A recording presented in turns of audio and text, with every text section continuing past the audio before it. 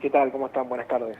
Buenas Hola, buenas tardes. tardes. Bueno, a ver, ¿cómo podrías definir este lunes a nivel mundial por toda el desplome de las bolsas?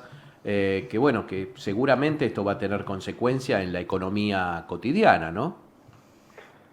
Sí, a ver, obviamente que las medidas que tomó Donald Trump con respecto a los aranceles iban a tener repercusiones no solamente en Estados Unidos, sino también a nivel global, y eso hace que obviamente las bolsas asiáticas, europeas y de América Latina hayan caído el viernes y hoy, ¿no?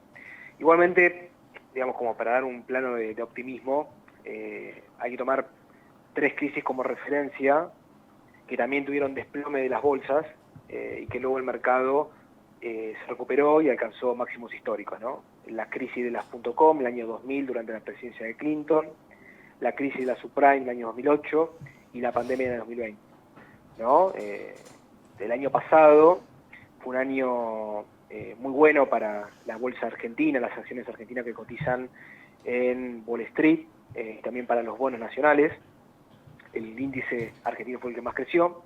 Y hoy, bueno, estamos obviamente, estos días y los que siguen van a ser bastante difíciles, sobre todo que va a haber cambio de posiciones, lo que llamamos en el plano financiero cambio de posiciones en las inversiones bursátiles, ¿no? Por ejemplo, accionistas que tenían inversiones en Nike, Adidas, empresas que Ujú. cotizan en Wall Street, que tienen muchas inversiones en el sudeste asiático, obviamente se van a estar reorientando hacia instrumentos de inversión, lo que llamamos mucho más conservadores, ¿no? Bonos del tesoro, el oro, por ejemplo, que es un refugio siempre elegido por los inversores y por los estados ante cierta volatilidad a nivel global. Y obviamente esto para Argentina hay que ver cuál va a ser el desenlace y qué es lo que logra la administración de Javier Milei, que lo que buscaba el gobierno era disminuir el arancel que le impuso Estados Unidos, que es del 10%, ¿no? Hoy se refirió a través de su cuenta de X, ex Twitter, Javier Milei, ¿no? Dijo, bueno, se refirió al efecto de este lunes negro.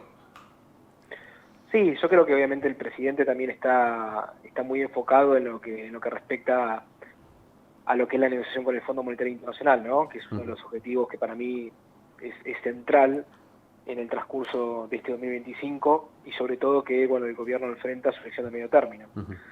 Y para eso, bueno, necesita reorientar y, por así decir, solidificar algunas medidas económicas, como es sanear la reserva del Banco Central, eh, para poder tener, obviamente, cierto capital para lo que es la reactivación del consumo y la industria, que obviamente fue muy golpeada con la devaluación del fin de 2023. Y bueno, obviamente a nivel macro resolvió la cuestión fiscal el gobierno, pero enfrenta la cuestión de la tensión cambiaria, que es básicamente lo que depende del Fondo Monetario, que es devaluar mensualmente más de lo que el gobierno lo está haciendo, que lo está haciendo a 1% mensual, el FMI pide un 3% mensual aproximadamente. Eso rompe un poco el esquema del gobierno, que tiene el objetivo de que la inflación anual llegue al 20%, y obviamente con una devaluación mensual del 3% vas a tener como consecuencia una inflación seguramente por encima del 30%. Ujú. Entonces, bueno, obviamente es un gobierno que asumió con la promesa de reducir la inflación, lo está logrando, pero bueno, igualmente el resultado en la micro, todavía muchos sectores, esa recuperación y los efectos positivos de haber bajado la inflación no se ven, porque hay un sector de la sociedad que obviamente pensando en aquellas personas que trabajaban en la obra pública, donde ya bueno, el sector de la construcción fue muy golpeado, los jubilados, que también es un sector que también los aumentos quedaron muy por detrás de la inflación. Así que bueno, ¿no? Es un poco el panorama general de la económica de Argentina. Ujú. ¿Y esto cómo va a influir en lo cotidiano, por ejemplo, acá en nuestro país? Bueno, bueno, lo que fue la caída de la bolsa, tanto el viernes como hoy, obviamente afectó a las acciones argentinas, energéticas, petroleras, mineras, de servicios, también todo lo que es el sector financiero. Pero bueno, yo creo igualmente que se va a recuperar. Por eso pongo como referencia las 3 crisis internacionales. Obviamente los medios a nivel global, hay un descontento muy grande por parte de ciertos países con respecto a las medidas arancelarias de Estados Unidos, pero igualmente yo creo que el mercado se va a recuperar. En eso soy bastante optimista, en el sentido de que siempre cuando se cayó se recuperó, y el año pasado justamente tuvimos 2 años históricos para los índices bursátiles, no solamente de Argentina, sino también de Estados Unidos. Pero bueno, nada, creo que lo que llamamos también en la parte financiera, que está habiendo una corrección de mercado. Obviamente esa corrección de mercado, si solamente nos quedamos con el recorte del viernes y del lunes, es muy negativo, pero si lo tomamos el recorte en 5 años, es solamente una caída del 10% en relación a todo lo que creció el S&P, el Dow Jones, el Nasdaq y mismo el Merval, ¿no? ¿Podría influir en la inflación en nuestro país?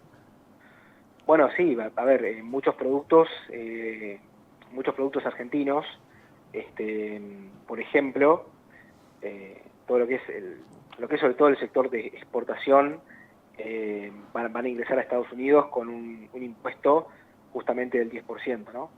Y después en lo que tiene que ver con ciertos productos que Argentina importa, algunos bienes intermedios, puede ser que el valor suba.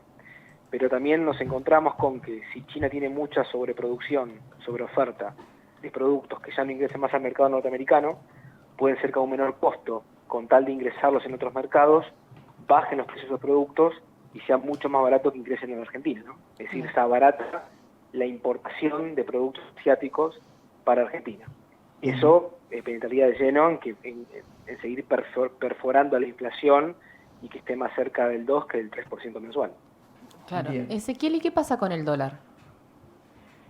Bueno, el dólar, a ver, con respecto al tema arancel, no ha habido un movimiento abrupto de la brecha. La brecha sigue en el 20%, entre el 18 y el 22%. Recordemos que cuando asume Javier Milei, la brecha cambiaria estaba en el 120%.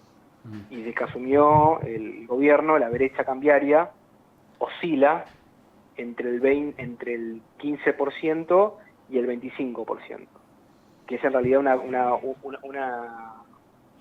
cuestión cambiaria mucho más estable de lo que tenía el gobierno de Sergio Massa, ¿no? Acá, bueno, hay que analizar también por qué el gobierno se le disparó a 120% la brecha cambiaria en ese momento, pero bueno, creo que el tema cambiario lo va a terminar resolviendo el gobierno con el Fondo Monetario, ¿no?